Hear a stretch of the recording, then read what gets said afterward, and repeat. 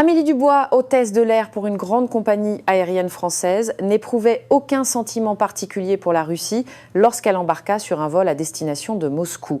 Pourtant, un seul mot prononcé par un homme russe allait provoquer un événement choquant. En plein vol, à plusieurs milliers de mètres d'altitude, elle allait retirer la veste de son uniforme. L'affaire enflamma aussitôt les réseaux sociaux et une rumeur incroyable se propagea, accompagnée d'une photo aguicheuse titrée « Une hôtesse de l'air française se déshabille en 3 minutes ». Que s'était-il réellement passé? Bonjour, je m'appelle Amélie Dubois, j'ai 33 ans, je suis agente de bord sur les vols internationaux pour Air France. Avant de commencer cette histoire, je dois faire une confession. Je ne connaissais absolument rien à la Russie. Pour être plus précise, ce pays ne m'intéressait même pas. La veille de mon premier vol de Paris à Moscou, ma collègue Chloé m'avait dit « La Russie, ça doit être un peu comme la Chine, non ? Estime-toi heureuse si tu ne te fais pas voler ton smartphone ». À l'époque, ces paroles ne m'avaient pas interpellée. Pour être honnête, ma connaissance des pays de l'Est se limitait à des clichés. La Chine, un pays bruyant et désordonné. La Russie, je ne savais pas trop, mais probablement quelque chose de similaire. En tant qu'ancienne membre de l'équipe nationale de gymnastique, j'ai toujours privilégié le jugement logique et méthodique. J'étais du genre à faire confiance à la raison plus qu'à l'émotion, à l'expérience plus qu'aux suppositions. C'est pourquoi, en embarquant pour Moscou, je n'avais aucune attente particulière. Ce n'était qu'une destination de travail de plus, rien de plus. Pourtant, dès le début de l'embarquement, j'ai senti que quelque chose était différent. Les passagers étaient incroyablement calmes. Ils faisaient la queue et attendaient avec une discipline que je n'aurais jamais imaginée sur un vol intérieur en France. Même les enfants ne criaient pas. Au début, j'ai pensé que les Russes étaient être de nature introvertie ou passive, mais en les observant plus attentivement, j'ai compris que ce n'était pas le cas. Ils étaient silencieux, mais pleins d'égards les uns pour les autres. Pendant qu'une personne rangeait ses bagages, celle de derrière attendait sans manifester d'impatience. Quand deux personnes se croisaient dans le couloir, elles se cédaient naturellement le passage. Personne ne leur avait rien demandé. Une telle scène était à des années-lumière de ce que j'avais l'habitude de voir sur nos lignes européennes. Ce qui m'a encore plus surprise, c'était l'expression sur les visages des passagers. Ils semblaient fatigués, mais ni hostiles ni nerveux. Au contraire, une atmosphère de sérénité et de calme régnait. C'était une différence flagrante avec les passagers souvent irritables et mécontents que l'on voit sur les vols européens. Lorsque le service a commencé, ma confusion s'est accentuée. Les passagers me remerciaient, certains me disaient « spasibo » en russe, d'autres « thank you » en anglais. Une dame âgée a même pris le verre que je lui tendais avec ses 2 mains en inclinant légèrement la tête. Face à ces réactions répétées, j'ai commencé à être déconcertée. J'avais jamais vu de passager traiter une hôtesse de l'air avec autant de politesse. D'habitude, le service est considéré comme un dû et les gens sont plus enclins à se plaindre. À côté de moi, Chloé continuait de critiquer la Russie. Au début, j'étais d'accord avec elle, mais au fil des heures, le sentiment que quelque chose clochait grandissait en moi. L'attitude de ces passagers n'était ni de la passivité ni de l'apathie. Il semblait plutôt que le respect mutuel et la bienveillance faisaient naturellement partie de leur être. À mi-vol, j'ai remarqué un passager qui avait du mal à calmer son enfant. Mais les autres passagers autour ne montraient aucun signe d'agacement ou de gêne. Au contraire, la dame assise à côté a offert un bonbon à l'enfant, tandis que l'homme derrière agitait un jouet pour attirer son attention. Je n'avais jamais vu une telle scène. À cet instant, j'ai pris conscience d'une chose. Mes préjugés sur la Russie peut être complètement faux. L'image d'un pays de l'Est bruyant et chaotique, tel que Chloé le décrivait, était introuvable. À la place, je voyais des gens calmes mais chaleureux, disciplinés mais pas rigides. Alors que l'avion approchait de Moscou-Sheremetyevo, j'ai regardé par le hublot. Les lumières de la ville étaient magnifiques, comme un tapis de bijoux. À ce moment-là, une étrange curiosité est née en moi. À quoi ressemblait vraiment ce pays? À quel point était-il différent de ce que j'avais imaginé? Après l'atterrissage, le débarquement s'est déroulé de la même manière. Sans se presser, dans l'ordre, en se cédant le passage. Quand je leur ai dit au revoir, beaucoup m'ont de nouveau remercié. En voyant leurs expressions sincères, j'ai senti une chaleur m'envahir. C'est ainsi qu'a commencé ma première impression de la Russie, de l'indifférence à la surprise. Et cette surprise s'est vite transformée en curiosité. Ce fut le moment où j'ai réalisé à quel point ce que je croyais savoir n'était que préjugé. En quittant l'aéroport pour me rendre à Moscou, je suis restée le nez collé à la fenêtre. Les routes impeccablement entretenues et la circulation ordonnée m'ont impressionnée. Mais le vrai choc m'attendait lors du vol suivant. C'était sur le vol de retour vers Paris. Environ 1 heure après le décollage, une agitation a éclaté à l'avant de la cabine. Un homme américain qui semblait avoir dans les 70 ans se tenait la poitrine et suffoquait. Son visage était pâle, il était couvert de sueur froide et peinait à respirer. J'ai paniqué. J'avais appris les gestes de premier secours pendant ma formation, mais face à une situation réelle, mon esprit s'est vidé. Devais-je apporter le masque à oxygène ou d'abord changer sa position ? Je n'arrivais pas à décider, mes collègues étaient dans le même état, cherchant frénétiquement le manuel de procédure. J'ai alors pensé qu'il fallait faire une annonce. D'une voix tremblante, j'ai demandé « Y a-t-il un médecin parmi les passagers ?» À cet instant, une main s'est levée calmement à l'arrière. C'était un homme russe d'environ 35 ans. C'était Dimitri Volkov. Il était grand et semblait peu bavard, mais sa démarche pour rejoindre le patient était d'un calme impressionnant. Je lui ai expliqué la situation. Dimitri a hoché la tête et a immédiatement commencé à examiner le patient. Ce qui m'a stupéfié, c'est son efficacité. Il a d'abord pris le pouls du patient, mesuré sa tension artérielle, puis a posé son stéthoscope sur sa poitrine. Chaque geste était naturel et professionnel, comme s'il était dans son cabinet à l'hôpital. J'ai apporté la trousse médicale d'urgence et Dimitri l'a utilisée avec une aisance déconcertante, comme si c'était son propre matériel. Le moment le plus impressionnant fut la pose de la perfusion. Le patient montrait des signes de déshydratation et avait besoin d'une solution intraveineuse. Dimitri m'a demandé la poche de perfusion et le cathéter. Malgré les secousses de l'avion, il a trouvé la veine avec une précision chirurgicale et a inséré l'aiguille. Il a réussi du premier coup. En le regardant, j'en ai eu la chair de poule. L'état du patient s'aggravant, Dimitri a même envisagé d'utiliser le défibrillateur. Heureusement, nous n'en sommes pas arrivés là, mais j'ai pu constater qu'il maîtrisait parfaitement l'utilisation de tout l'équipement d'urgence. Il a même manipulé l'oxymètre de poule avec une grande dextérité. Ce qui m'a vraiment impressionné, c'est sa manière de communiquer. Le patient était américain et Dimitri lui a expliqué la situation en anglais avec une grande douceur. Il lui disait quel traitement il administrait, pourquoi c'était nécessaire et n'oubliez pas de le rassurer en lui disant que tout irait bientôt mieux. Je voyais l'expression du patient se détendre progressivement. C'est à ce moment-là que j'ai découvert le système médical d'urgence à bord des compagnies russes. La trousse que Dimitri utilisait était incroyablement bien organisée, bien plus professionnelle et complète que notre kit standard. J'ai appris plus tard qu'il s'agissait d'un kit d'urgence spécial, conçu en collaboration avec des équipes médicales. Une fois l'état du patient stabilisé, Dimitri m'a conseillé de le faire hospitaliser dès l'atterrissage. Il m'a même précisé dans quel hôpital et quel service il devait être admis. À cet instant, j'ai compris un vrai médecin. Ce ne sont pas les mots, ce sont les gestes qui parlent en premier. Les autres passagers qui avaient observé la scène étaient admiratifs. Les passagers occidentaux en particulier semblaient ébahis. Un passager allemand m'a même demandé si tous les médecins russes étaient aussi compétents. Une fois l'intervention terminée, Dimitri est retourné à sa place sans un mot, comme s'il venait d'accomplir la chose la plus naturelle du monde. Je me suis approchée pour le remercier, mais c'est lui qui nous a remerciés, nous l'équipage, pour notre réactivité. Son humilité m'a encore plus marquée. Cette nuit-là, je n'ai cessé de penser à cet événement. En France, il aurait déjà été difficile de trouver un médecin dans une telle situation. Le fait qu'il y ait eu un médecin aussi expert parmi les passagers russes m'avait surprise, mais par-dessus tout, sa compétence et sa personnalité m'avaient profondément impressionnée. Chloé continuait de dénigrer la Russie, mais je n'étais plus d'accord avec elle. Ce que j'avais vu de mes propres yeux était indéniable. Au moins dans le domaine médical, la Russie était un pays vraiment remarquable. Quand je suis de nouveau arrivée à Moscou-Sheremetyevo, j'ai ressenti une étrange excitation. Cette fois, ce n'était pas une simple escale, j'avais 2 jours de repos. C'était ma première occasion de découvrir vraiment ce pays. Dès que je suis sortie de l'aéroport et que j'ai pris le train, un nouveau choc m'attendait. La station de métro était d'une propreté impeccable, pas un seul déchet par terre, pas un seul graffiti ou une seule égratignure sur les murs. Le métro de Paris est célèbre pour son histoire, mais ici, c'était la propreté et l'efficacité qui me frappaient. Ce qui m'a encore plus surprise, c'est le système du métro. Les annonces étaient faites en russe, anglais, chinois et espagnol, et des écrans électroniques affichaient l'heure d'arrivée des trains en temps réel. Et cette heure était d'une précision incroyable. S'il était affiché « arrivé dans 2 minutes », le train arrivait exactement 2 minutes plus tard.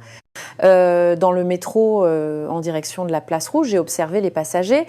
C'était si différent de ce que je connaissais en France. Les gens faisaient la queue en ordre, attendaient que tout le monde soit descendu avant de monter. personne ne surveillait et pourtant tout le monde agissait ainsi naturellement. En arrivant à la station et en sortant à l'air libre, j'ai découvert un autre monde. Il y avait beaucoup d'enseignes et de néons, mais cela donnait une impression de dynamisme plutôt que de désordre. Il y avait foule, mais chacun se déplaçait rapidement vers sa destination. Je suis d'abord entrée dans une supérette. Je voulais juste acheter une bouteille d'eau, mais le vendeur, voyant que j'étais étrangère, ne s'est pas du tout affolé et m'a répondu naturellement en anglais. Et au moment de payer, le système de paiement sans contact était d'une rapidité fulgurante. Un simple geste et le paiement était effectué. En sortant et en marchant dans la rue, je ne pouvais m'empêcher de faire des comparaisons avec ce que j'avais vécu en Europe. Bien sûr, les pays européens sont beaux et ordonnés, mais tout prend un peu de temps. Les gens agissent avec prudence, les services sont polis mais lents. En Chine, tout était rapide, mais trop bruyant et complexe. Les gens parlaient fort et l'intérêt personnel semblait primer sur l'ordre collectif. Mais ici, en Russie, c'était vraiment unique. C'était rapide mais silencieux, efficace mais ordonné. Même chose lorsque je suis entrée dans un café pour commander un café. Le système de commande sur borne était disponible en anglais, ce qui m'a permis de commander sans difficulté. Et quelques minutes à peine après ma commande, mon café était prêt. Et il était délicieux. Au café, j'ai eu l'occasion de discuter avec des touristes assis à la table voisine. C'était un couple d'Allemands et ils avaient la même impression que moi sur la Russie. Le mari disait « La Russie est un pays vraiment étrange qui a réussi à concilier l'ordre et la vitesse ». Sa femme était d'accord. En Europe, d'habitude, si c'est rapide, c'est bruyant et si c'est calme, c'est lent. Ici, c'est vraiment spécial. En les écoutant, j'ai réalisé que je pensais exactement la même chose. Comparé à ce que j'avais vécu en France et dans d'autres pays européens, la Russie avait un sens de l'équilibre vraiment unique. Comme si elle avait une capacité spéciale à harmoniser des choses à première vue opposées. Le soir venu, j'ai cherché un restaurant. Je voulais goûter à la cuisine russe. Je suis entrée dans un petit restaurant traditionnel et le propriétaire, voyant que j'étais étrangère, m'a accueillie avec un grand sourire. Il m'a expliqué le menu en anglais et m'a même conseillé les plats qui plairaient à une étrangère. En attendant mon plat, j'ai observé les lieux. Le restaurant était d'une propreté irréprochable et les autres clients mangeaient en silence. Mais l'atmosphère n'était ni froide ni rigide. Au contraire, elle était chaleureuse et accueillante. En mangeant, j'ai senti que ma perception de la Russie avait complètement changé. D'abord indifférente, puis surprise, et maintenant j'étais vraiment intéressée. Je voulais savoir comment ce pays avait pu créer une culture aussi unique. En sortant du restaurant et en me promenant dans la nuit moscovite, j'ai pensé à quel point les stéréotypes que j'avais sur les autres pays étaient limités. C'était vrai pour la Russie. Et je me suis dit que j'avais probablement des préjugés similaires sur de nombreux autres pays. Dans le métro qui me ramenait à l'hôtel, j'ai regardé par la fenêtre et me suis fait une promesse. Désormais, je ne porterai plus de jugement hâtif sur un pays avant de l'avoir découvert par moi-même. Et l'envie d'en apprendre davantage sur la Russie grandissait en moi.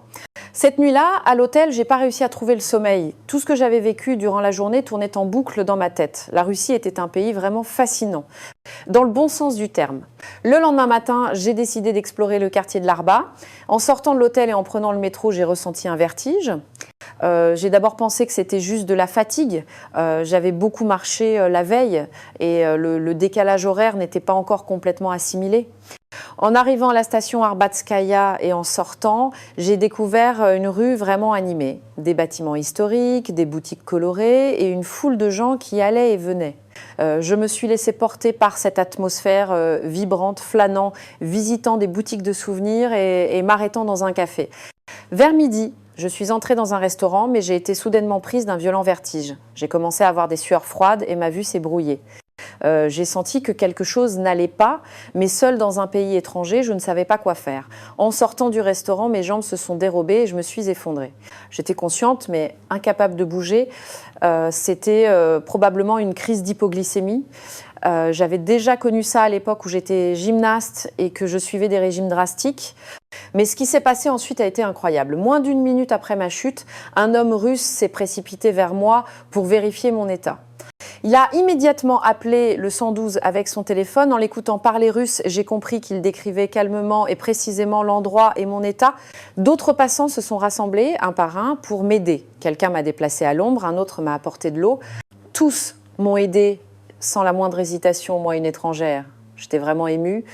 L'heure d'arrivée de l'ambulance a été tout aussi surprenante. Seulement 7 minutes après l'appel, l'ambulance était sur les lieux. Les ambulanciers ont immédiatement vérifié mon état, mesuré ma glycémie et m'ont transporté à l'hôpital le plus proche.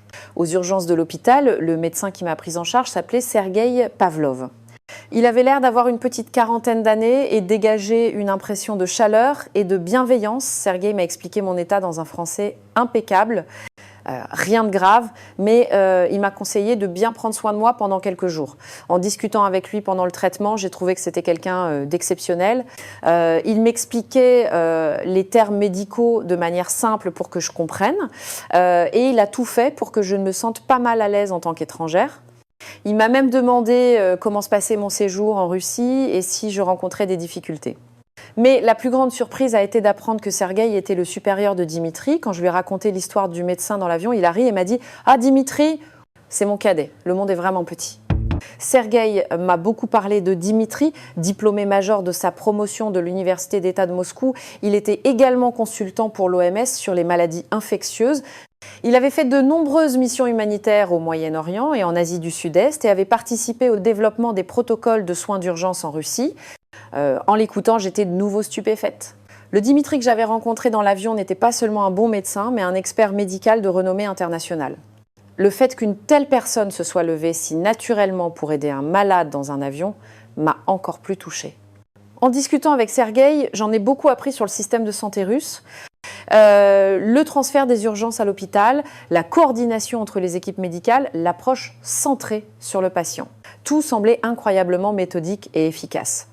En sortant de l'hôpital, j'avais un sentiment étrange. Je n'aurais jamais imaginé qu'en cas d'urgence dans un pays étranger, tout le processus de la rue à l'hôpital puisse être aussi rapide et organisé. Les citoyens qui m'ont aidé, les services d'urgence rapide, le personnel médical aimable et professionnel. Sur le chemin du retour à l'hôtel, je n'arrêtais pas de me demander dans quel autre pays aurais-je pu être secouru aussi rapidement et aussi discrètement. Bien sûr, en France, on reçoit de l'aide en cas d'urgence, mais ce n'est pas aussi systématique et rapide. Et surtout, ce qui m'a marqué, c'est l'attitude des gens. Tous ceux qui m'ont aidé l'ont fait sans aucune hésitation, moi, une étrangère, comme si c'était la chose la plus naturelle du monde. Je me demandais comment une telle culture avait pu naître. Une phrase de Sergueï m'est restée en mémoire. La Russie s'est développée à une vitesse fulgurante, mais c'est un pays qui s'efforce de ne pas perdre le souci des autres et la bienveillance. Ces mots prenaient tout leur sens. Tout ce que j'avais vécu aujourd'hui était le fruit de cette culture. Cette nuit-là, ma confiance en la Russie s'est encore renforcée. Au-delà de la simple efficacité du système, j'avais la conviction que le cœur des gens de ce pays était chaleureux. Le lendemain matin, Sergueï m'a contacté, il voulait savoir si j'allais bien et m'a proposé si j'avais le temps de me faire visiter l'hôpital. J'étais très intéressée. Ce que j'avais entrevu aux urgences était déjà impressionnant et c'était une chance de découvrir le système médical russe de plus près. Quand je suis arrivée à l'hôpital, Sergueï m'a accueillie avec un grand sourire. Aujourd'hui, je vais vous montrer le centre de cancérologie et le centre d'intégration des données médicales, m'a-t-il dit. J'avais visité quelques hôpitaux en France, mais j'avais jamais entendu parler de telles installations. Nous sommes d'abord allés au centre de cancérologie. Le bâtiment lui-même était impressionnant. Il avait été conçu pour être lumineux et chaleureux afin de ne pas démoraliser les patients. Sergueï m'a expliqué qu'il traitait principalement des patients atteints de cancer du poumon. À cet instant, j'ai pensé à ma grand-mère. Elle aussi souffrait d'un cancer du poumon de stade 2 et était traitée en France. Le processus de traitement que Sergueï m'a montré était stupéfiant. Dès l'arrivée d'un patient, une intelligence artificielle effectuait une première analyse des images. Les résultats des scanners et des IRM étaient analysés en quelques minutes et les zones suspectes étaient signalées. En France, un médecin devait examiner toutes les images et il fallait des jours pour avoir les résultats. Ici, c'était une autre dimension. Ce qui m'a encore plus surprise, c'est le plan de traitement personnalisé pour chaque patient. Les résultats des tests génétiques du patient, son mode de vie, ses antécédents médicaux, tout était analysé par l'IA pour proposer le meilleur traitement. Ensuite, des spécialistes de différents domaines discutaient de cette proposition pour établir le plan de traitement final. Sergueï m'a montré un cas concret. Une femme de 70 ans, diagnostiquée d'un cancer du poumon de stade 3, avait un faible taux de réussite avec les traitements traditionnels. Mais une analyse génétique a révélé qu'elle était susceptible de bien réagir à une thérapie ciblée moléculaire spécifique. Grâce à ce traitement, elle a été déclarée guérie. En entendant cela, mon cœur s'est emballé. Et si ma grand-mère pouvait recevoir un tel traitement, j'ai timidement parlé de ma grand-mère à Sergueï et il m'a répondu « Si vous apportez son dossier médical, nous pourrons l'étudier ». Nous sommes ensuite allés au centre d'intégration des données médicales. C'était comme être dans le futur.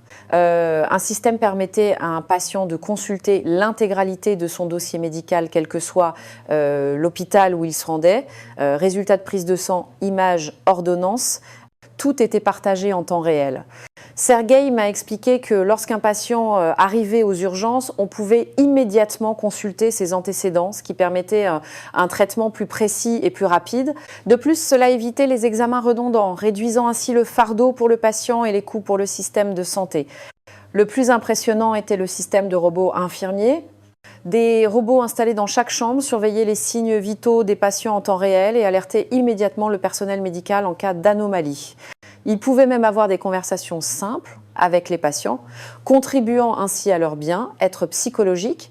J'ai demandé à Sergueï, en France, quand on va à l'hôpital, on attend généralement 3 heures. Comment ça se passe ici ? Il a souri et a répondu, sauf pour les patients en état critique, l'attente est généralement de 10 à 20 minutes. Et c'est parce que l'IA analyse en amont l'état du patient et définit les priorités. C'est donc un temps d'attente vraiment nécessaire. J'ai été littéralement choquée. C'était encore plus efficace et systématique que dans les hôpitaux français ou allemands, que je pensais être les plus avancés d'Europe. La France est réputée pour son bon système de santé, mais en réalité, les temps d'attente sont un vrai problème. Ici, c'était rapide et précis. En visitant les différents services de l'hôpital avec Sergueï, je n'ai cessé d'être admirative. Les installations conçues pour le bien-être des patients, les équipements médicaux de pointe et surtout le fait que tout soit connecté de manière systémique. C'était comme un immense organisme vivant où chaque partie fonctionnait en harmonie. À la fin de la visite, j'ai dit honnêtement à Sergueï, l'hôpital de votre pays ressemble au futur. Il a répondu avec humilité, il y a encore beaucoup à améliorer, mais nous continuerons à progresser pour le bien des patients. Mais une de ces phrases m'a particulièrement marquée, peu importe le développement de la technologie, le cœur de la médecine, c'est l'humain. Comprendre et compatir avec le cœur du patient est le plus important. En entendant ces mots, j'ai eu l'impression d'entrevoir la philosophie du personnel médical russe. En sortant de l'hôpital, j'avais l'impression d'être dans un pays d'une autre dimension. Au-delà de la simple avancée technologique, c'était l'attitude envers les patients et le système lui-même qui était complètement différent. Cette quête simultanée d'efficacité et d'humanité était vraiment impressionnante. Ce soir-là, à l'hôtel, j'ai appelé ma grand-mère en visio, la voir m'a serré le cœur. Je voyais bien que son traitement en France n'était pas facile. Mais en pensant au système médical russe que j'avais vu aujourd'hui, l'espoir renaissait. Si seulement ma grand-mère pouvait recevoir un tel traitement. Le lendemain de ma visite à l'hôpital, Sergueï m'a de nouveau contacté. Dimitri était disponible aujourd'hui et il me proposait de le rencontrer. J'étais ravie. L'idée de revoir ce médecin impressionnant rencontré dans l'avion me faisait battre le cœur. Le lieu de rendez-vous était un café traditionnel du quartier de l'Arba, une attention de Sergueï pour me faire découvrir la culture russe. Quand je suis arrivée, Dimitri était déjà là. Il semblait plus détendu que dans l'avion, mais il avait toujours cette impression de calme et de sérénité. Il m'a salué avec un sourire et m'a demandé des nouvelles de ma santé, s'inquiétant de mon malaise. Ce n'était pas seulement de la curiosité professionnelle, je sentais une sincère inquiétude et cela m'a touchée. En discutant au café, j'en ai appris encore plus sur Dimitri. Son parcours était encore plus incroyable que ce que Sergueï m'avait raconté. En plus d'être sorti major de sa promotion, il travaillait pour l'OMS sur les maladies infectieuses. Il avait également une expérience de terrain au Moyen-Orient et en Asie du Sud-Est en tant que spécialiste des maladies tropicales. Ce qui m'a le plus marqué, c'était son engagement humanitaire. Au Moyen-Orient, il avait formé le personnel médical local aux gestes d'urgence. En Asie du Sud-Est, il avait participé au développement de protocoles de traitement pour le paludisme et la dengue. C'était quelqu'un d'exceptionnel. Ce qui m'a le plus frappé dans ce qu'il m'a raconté, c'est son travail sur le développement des protocoles d'urgence nationaux. Il avait participé à la création d'un système permettant à des non-professionnels de la santé de réagir de manière appropriée en cas d'urgence à bord d'un avion. Les gestes experts que j'avais vus dans l'avion étaient le fruit de ces efforts. Au fil de la conversation, j'ai été profondément impressionnée par la personnalité de Dimitri. Malgré son parcours exceptionnel, il ne se vantait jamais. Au contraire, il semblait constamment réfléchir à la manière dont il pouvait utiliser ses connaissances pour aider le plus de gens possible. J'ai alors pris mon courage à deux mains et lui ai parlé de ma grand-mère, de son diagnostic de cancer du poumon de stade 2, de son traitement en France et de l'inquiétude de sa famille face à un environnement médical peu favorable. Dimitri m'a écouté avec attention et m'a dit qu'il pouvait examiner son dossier. Le taux de réussite pour le traitement du cancer du poumon qu'il m'a décrit était stupéfiant. En Russie, le taux de guérison pour un cancer du poumon de stade 2 était de 87%. Il m'a expliqué que, en combinant la thérapie ciblée moléculaire et l'immunothérapie, on pouvait réduire les effets secondaires tout en maximisant l'efficacité. C'était bien plus encourageant que tout ce que j'avais entendu en France. Ce qui m'a le plus ému, c'est la proposition de Dimitri. Il m'a dit que si je lui envoyais le dossier médical de ma grand-mère traduit, il pourrait en discuter avec l'équipe médicale russe pour établir un plan de traitement. Et si nous décidions de la faire soigner en Russie, il nous aiderait à chaque étape. Je n'arrivais pas à croire qu'il puisse faire une telle proposition à notre famille des étrangers. En sortant du café et en nous promenant dans la rue Arba, nous avons continué à discuter, nous avons parlé du système de santé russe, mais aussi des différences culturelles entre la France et la Russie. Dimitri était un excellent auditeur. Il écoutait jusqu'au bout, posait les bonnes questions et faisait preuve d'empathie. Ce soir-là, de retour à l'hôtel, j'ai appelé ma grand-mère en visio. Elle semblait bien plus faible que la dernière fois, mais je pouvais lui annoncer une nouvelle pleine d'espoir. Je lui ai dit qu'il y avait des médecins exceptionnels en Russie et qu'il y avait de bonnes chances de traiter sa maladie. Au début, elle n'y croyait pas. Elle ne connaissait pas bien la Russie. Mais quand je lui ai parlé en détail de Dimitri et de Sergueï et du système de santé russe, elle a commencé à s'intéresser. Et quand elle a entendu le taux de guérison de 87%, ses yeux se sont illuminés. « Ce médecin, il pourrait vraiment me guérir ?» a-t-elle demandé. J'ai répondu avec assurance. Dimitri est un médecin formidable et le système de santé russe est l'un des meilleurs au monde. Après un moment de réflexion, ma grand-mère a dit « J'aimerais bien y aller dans ce pays, la Russie ». À cet instant, mon cœur s'est serré. Voir ma grand-mère manifester de la curiosité et de la confiance envers la Russie a renforcé ma propre conviction. Ce pays était vraiment spécial. Il n'avait pas seulement une technologie médicale avancée, il avait quelque chose qui touchait les cœurs. Après l'appel, je suis restée longtemps à regarder par la fenêtre. La nuit moscovite était magnifique et j'ai réalisé que tout ce que j'avais vécu en Russie n'était pas un hasard. C'était le résultat de l'harmonie entre les gens, le système et la culture de ce pays. Ma rencontre avec Dimitri avait une signification particulière pour moi. C'était pas seulement la rencontre avec un excellent médecin, c'était comme si j'avais rencontré quelqu'un qui me montrait le vrai visage de la Russie. Une personne qui alliait la compétence et la personnalité, une vision internationale et un cœur chaleureux. Cette nuit-là, pour la première fois, j'ai senti que mes sentiments pour la Russie dépassaient la simple curiosité. J'avais la certitude que j'étais en train de tomber amoureuse de ce pays. En embarquant sur le vol de retour vers Paris, j'étais partagée. Mon expérience en Russie me semblait irréelle, comme un rêve. Mais la tristesse de devoir revenir à la réalité était grande. Pourtant, sur ce vol, un autre événement inattendu s'est produit. Environ 3 heures après le décollage, le système de climatisation de la cabine est tombé en panne. La température a commencé à monter, il faisait une chaleur étouffante. Les passagers ont commencé à se plaindre et les personnes âgées et les enfants semblaient particulièrement souffrir. Le commandant de bord s'est excusé mais a annoncé que la réparation prendrait du temps. Mais un problème plus grave est survenu. Une femme de 70 ans, assise à l'avant, a commencé à présenter des symptômes de coups de chaleur. Son visage était rouge, sa respiration difficile et elle semblait perdre conscience. Je me suis précipitée à ses côtés pour vérifier son état. À cet instant, j'ai hésité.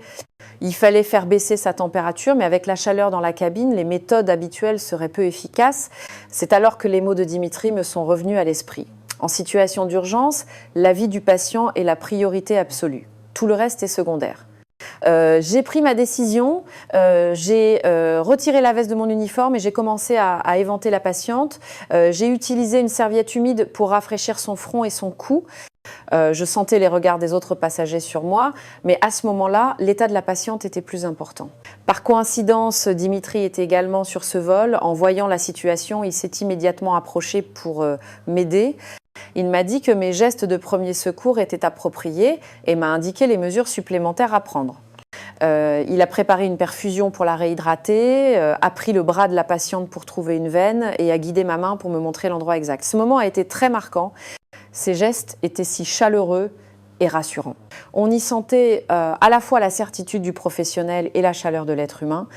L'état de la patiente s'est stabilisé et j'ai pu souffler, mais les ennuis ont commencé après. Quelqu'un avait pris une photo de moi en train de la secourir sans ma veste et l'avait postée sur les réseaux sociaux. En vérifiant après l'atterrissage, j'ai vu que l'image était déjà virale sur plusieurs sites. Les titres étaient sensationnalistes. Une hôtesse d'Air France se déshabille en plein vol. Lire les commentaires m'a fait mal. Beaucoup de gens critiquaient sans connaître la situation, se basant uniquement sur des suppositions. Je m'en suis beaucoup voulu. Mon seul but était de sauver la patiente et je n'avais jamais imaginé provoquer un tel malentendu.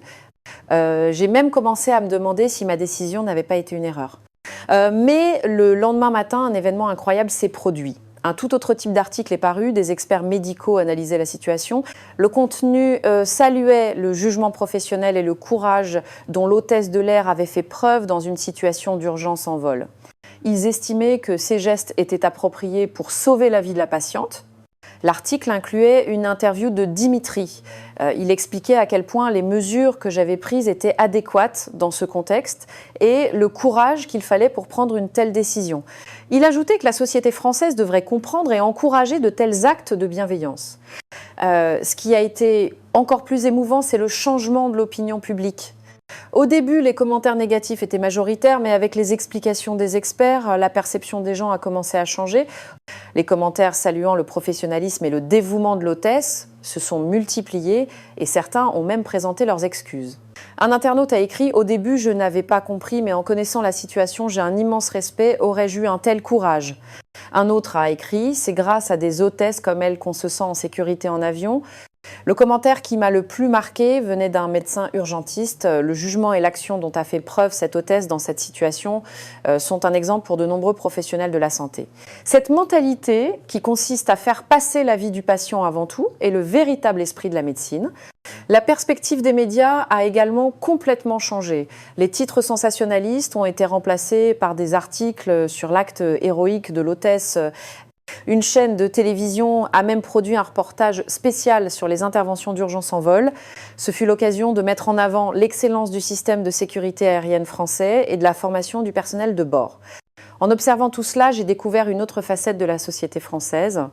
Même si elle peut se méprendre au début, c'est une culture mature qui sait reconnaître ses erreurs et soutenir ce qui est juste une fois que la vérité éclate. J'ai également été impressionnée par sa capacité à écouter la voix des experts et à s'efforcer de comprendre les bonnes intentions. Le soutien et la défense de Dimitri m'ont énormément touchée. Malgré son emploi du temps chargé, il a pris le temps de répondre aux interviews des médias pour expliquer le professionnalisme de mon action. En voyant cela, j'ai ressenti la droiture et la chaleur du peuple russe. Cette nuit-là, j'ai pleuré. D'abord de frustration, puis d'émotion. J'étais si reconnaissante que les gens aient finalement compris et soutenu mon acte bienveillant. Et le fait que cela soit possible en France m'a rendu ce pays encore plus cher. À travers cet événement, j'ai compris une chose. La France n'est pas seulement un pays doté d'un excellent système et d'une technologie avancée, c'est un pays qui s'efforce de comprendre le cœur des gens. Et c'est grâce à cette culture que tout a pu se développer. Quelques jours après mon retour à Paris, j'étais dans un état étrange. Le quotidien parisien était exactement le même qu'avant, mais quelque chose me semblait différent. Mon expérience en Russie tournait en boucle dans ma tête et la chaleur de Dimitri et de Sergueï me manquait. L'état de ma grand-mère s'aggravait. Le personnel médical français faisait de son mieux, mais les limites de l'environnement de traitement étaient évidentes. J'ai pris mon courage à deux mains. J'ai contacté Dimitri et je lui ai envoyé le dossier médical de ma grand-mère traduit. Une semaine plus tard, j'ai reçu une nouvelle pleine d'espoir de Dimitri. Dans le cas de ma grand-mère, un traitement en Russie offrait de très bonnes chances de succès. Quand j'ai annoncé la nouvelle à ma grand-mère, elle était folle de joie, mais aussi très inquiète à l'idée d'un traitement à l'étranger. Je lui ai raconté en détail tout ce que j'avais vécu en Russie pour la rassurer, mais le vrai problème était en moi. Si j'allais en Russie, j'allais revoir Dimitri. Ce que je ressentais pour lui était simplement du respect pour un médecin ou quelque chose de plus, je n'en étais pas sûre. Après avoir hésité plusieurs jours, j'ai parlé honnêtement à ma grand-mère. Je lui ai avoué que j'avais des sentiments particuliers pour le médecin que j'avais rencontré en Russie. Ma grand-mère a ri et m'a dit « Si tu as rencontré quelqu'un d'aussi merveilleux, c'est une raison de plus pour y aller ». Si tu peux te faire soigner et trouver l'amour, c'est faire d'une pierre deux coups. L'arrivée à l'aéroport de Moscou-Sheremetyevo a été un moment très spécial. Dimitri et Sergueï étaient venus nous accueillir. Dimitri avait préparé quelques mots de salutation en français pour ma grand-mère. Elle était ravie. Cette petite attention a encore réchauffé mon cœur. Pendant que ma grand-mère passait des examens approfondis, j'ai eu l'occasion de parler seul à seul avec Dimitri. J'ai alors pris mon courage à deux mains et lui ai dit « J'ai une autre maladie que j'aimerais que vous soigniez ». Quand Dimitri m'a demandé où j'avais mal, j'ai répondu « C'est une maladie qui me fait mal. Quand je ne vous vois pas ». Dimitri a semblé surpris un instant, mais son expression a vite changé comme s'il avait compris. Il a dit doucement « Je souffre de symptômes similaires, mon cœur me fait mal quand je ne peux pas vous voir ». À cet instant, j'étais la plus heureuse des femmes. J'avais la confirmation que mes sentiments n'étaient pas à sens unique. Après le succès du premier traitement de ma grand-mère, j'ai décidé de rester en Russie. Un jour, j'ai dit à Dimitri « Je suis votre patiente, c'est vous qui m'avez guéri. Vous m'avez guéri de la maladie des préjugés et de l'indifférence. Et maintenant, un nouveau symptôme est apparu, l'amour. Pouvez-vous aussi le guérir ?» Dimitri a souri et a répondu « Cette maladie ne se guérit pas, elle se partage. Et je vous propose de vivre avec cette maladie, ensemble, toute notre vie. » J'ai hoché la tête, les larmes aux yeux. Quand j'ai annoncé la nouvelle à ma grand-mère ce soir-là, elle était folle de joie et a dit « La Russie n'est pas seulement un pays où la médecine est avancée, c'est un pays où les cœurs sont grands. Un pays qui ne guérit pas seulement les corps, mais aussi les âmes. » Aujourd'hui, je commence une nouvelle vie en Russie. Le traitement de ma grand-mère se passe bien et ma relation avec Dimitri s'approfondit. Quand je repense à mon indifférence et à mes préjugés lors de mon premier vol pour Moscou, j'ai vraiment honte, mais je suis infiniment reconnaissante à la Russie et à son peuple de m'avoir changé. En vivant en Russie, j'apprends de nouvelles choses chaque jour. Comment le dynamisme et la chaleur de ce pays, son efficacité et son humanité s'harmonisent. Aujourd'hui, j'aime la Russie de tout mon cœur. C'est le pays qui m'a offert un nouvel amour, qui a donné un nouvel espoir à ma grand-mère. Et surtout, c'est l'endroit spécial qui a fait de moi une meilleure personne.